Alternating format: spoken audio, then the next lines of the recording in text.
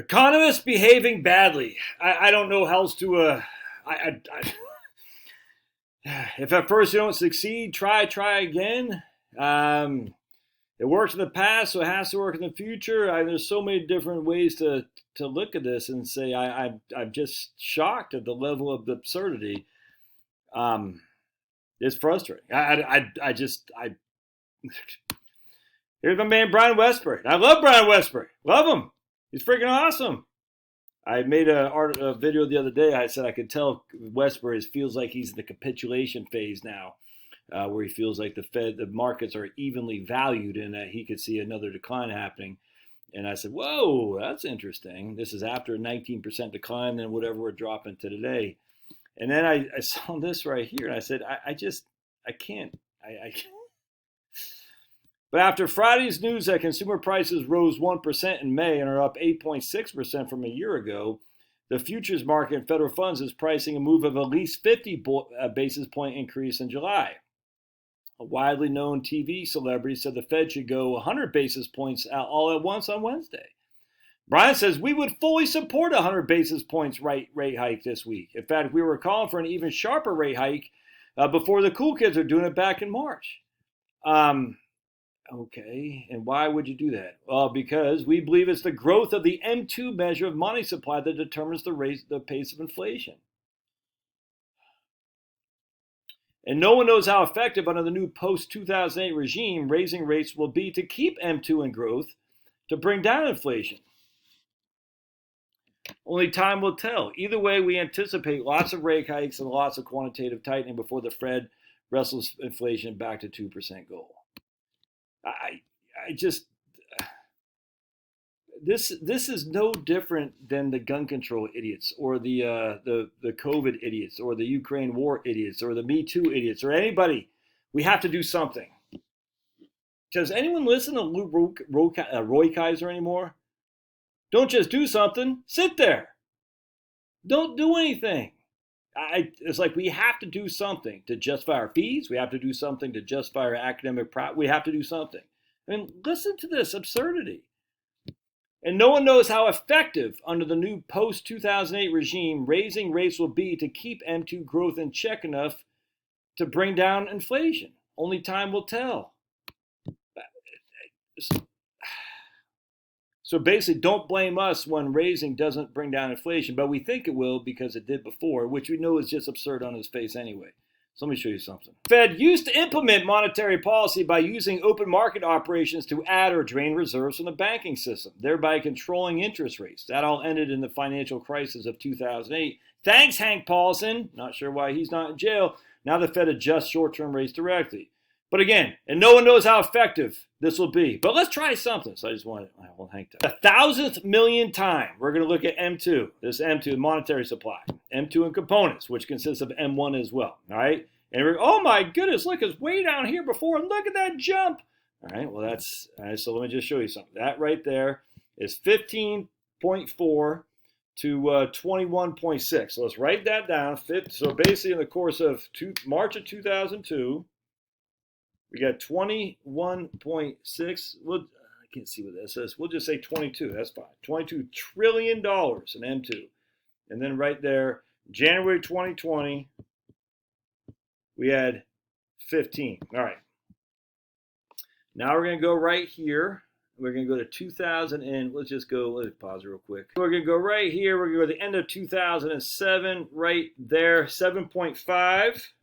At the end of 2007, and then we're going to go to the end of 2000, and we'll go into March of 2009. That'll be 2 years. April 2009, right there, 8.4. All right. So we're going to log these just to give you a gauge of how this looks here. All right, we're going to log them. Then we'll do something else too. We'll go to the end of 2009, 8.5, 2009, and then we'll just say 4 years later. We'll go to December 2013. Right there, 11. All right, so we go 8 to 2013, 11. All right, this will be the method to my madness. Hey, no, You guys, one loud, excruciating, painful bark. All right, so let's go to log this here real quick. We'll go like that. We'll close the door. Good boy. And you can see quite the difference, can't you? It doesn't look nearly as bad, does it not? No, it doesn't. I mean, so we have a jump. No one's going to deny that. We have 7 divided by 15. We've increased our money supply by 46% in the last 2 years and 2 months, 3 months. And then we had 1 divided by 7.5. We increased our monetary supply by 13% from 2008 until the beginning of the end of 2009. Then from the end of 2009 to the end of 2013, in 4 years' time, we increased our money supply by 2.5 divided by 8.5 by 30%. All right. So in 4 years' time, we increased our monetary supply, our M2, by 30%. In 2 years' time, we increased it by 46%.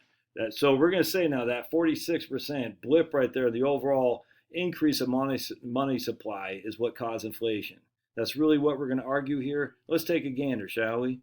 All right, so let's just take a look at the trading economics indicators. We'll go to prices and we'll go to inflation rate. All right, so again, and from 2009 to 2013, money supply increased by 30%. Over 4 years' time, increased by 30%. You can make the same doggone arguments that we never printed so much money as we did back then, which people were doing. And let's take a look at what inflation was doing over the last those times. So from 2000, let's go to 10 years. Well, I guess it'll be more than 10 years. Let's go to 25 years. So from 2009 at the very bottom, right, because the end of the the beginning of 2000, March, the Q2 of 2009 was the end of the recession, essentially. So we'll see right here, inflation went from -2 to 1, back down to about about 1. If I say -2 to, it's about 2.5, went to 4. There you go. Not much inflation yet. Monetary supply was going through the roof, was it not? Yes, it was. M2 was going through the roof here, was it not? Yes, it was. And we can see there's M2 going through the roof in all these years right here. Is going from 2010.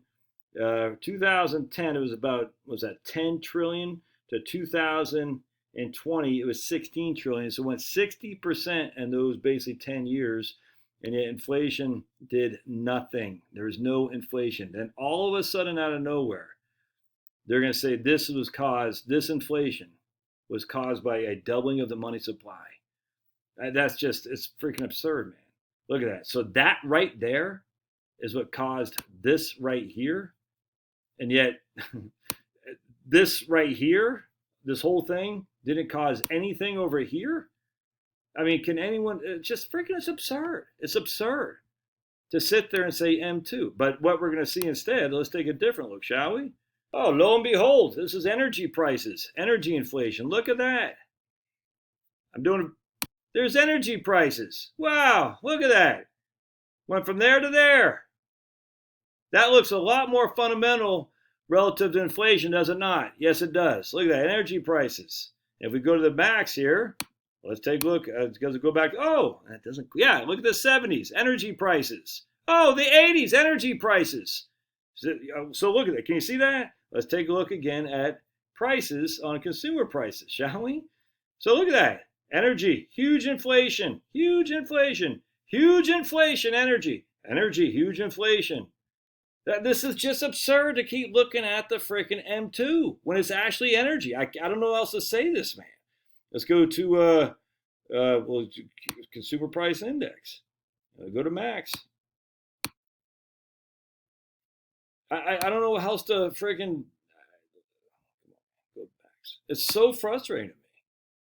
Here's inflation right there, high, which coincided with what? Energy. Right there, high, coincided with what? Energy. Right there, high, coincided with what? This is inflation, almost identical to energy rates.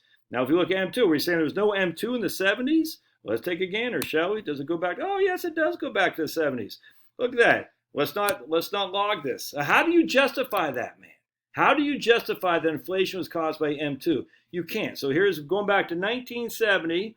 We started M2, 720. We'll say 720 is what we started. M2, money supply in the U.S. 720. Go back to the end of 1980. Is up 50. It went up 100%. 100% in those 10 years. Wow, that 100% really caused inflation, did it not? In those 10 years, we can go right there. It matters not. So we went from 1970 right there at the end of 1970, right, right there. It doesn't even matter. 583 to the end of 1980, right there. Something like that. 15. So it went up 200%. So inflation went up 200%, or the monetary supply went up 200% that time over the course of 10 years, which is what, 7% a year, something like that? 10% a year, something like that. I can't remember. Inflation. So here we go at the beginning of 1980. We have right there, 1486. At the end of 1990, we went to 3,200. So it also more than doubled, went up 250%. There's no inflation here. Inflation, none. No inflation, inflation. What is the cause of that? Energy prices. Energy hikes, and inflation goes down a little bit here. Inflation gets knocked off right here. Is it due to interest rates? No. Is it due to monetary supply going down? No. So that's the thing. So Brian Westbury and the economists want to say it's because of inflation or the M2 monetary supply that's causing inflation. Okay, so what beat inflation was high interest rates. Okay, well, that wasn't what happened. We still had M2 monetary supply growing in 1980s. It did. It went up 250% in the decade of 1980, yet inflation was dead to rights. I don't know how else you can look at this. I literally don't. In 1970s, we had higher inflation, higher interest rates, high inflation, higher interest rates. To combat high inflation, monetary supply was being printed too. Energy prices going through the roof. But you know what didn't go through the roof as much in the 1980s? Energy. You know what didn't go through the roof in the 2000 teens? Energy. You know what did go through the roof in all those years? M2 supply. The one thing that's consistent is energy equals inflation. Interest rates and M2 do not. As much as we want to bash Stephanie Kelton and the MMT people, because this is the thing, these economists are worried that once we let the camel's nose in the tent, it'll never stop. And they'll just print money until everyone's dead, essentially. But the argument is poor. It's poor, as Brian even just said in his own freaking article here. He says, we don't know how this is going to work, but we got to try something. This is insanity, man. This is insanity. And then I haven't brought in Japan to the mix. You just look at Japan. No inflation. Debt to GDP is through the roof. Oh, but they have a trade surplus. I'm over it. Anyway, crazy. But people cannot let their political opponents get the right hand on this to say, well, if monetary supply and money spending doesn't do anything, then all the stuff we said against Stephanie Kelton, and I don't like her. I mean, I think it's silly. She just wants government spending for the Green New Deal, which is going to lead to inflation, but not because of Stephanie Kelton printing money. It's because the Green New Deal is evil. All right. Love your thoughts. We'll see you.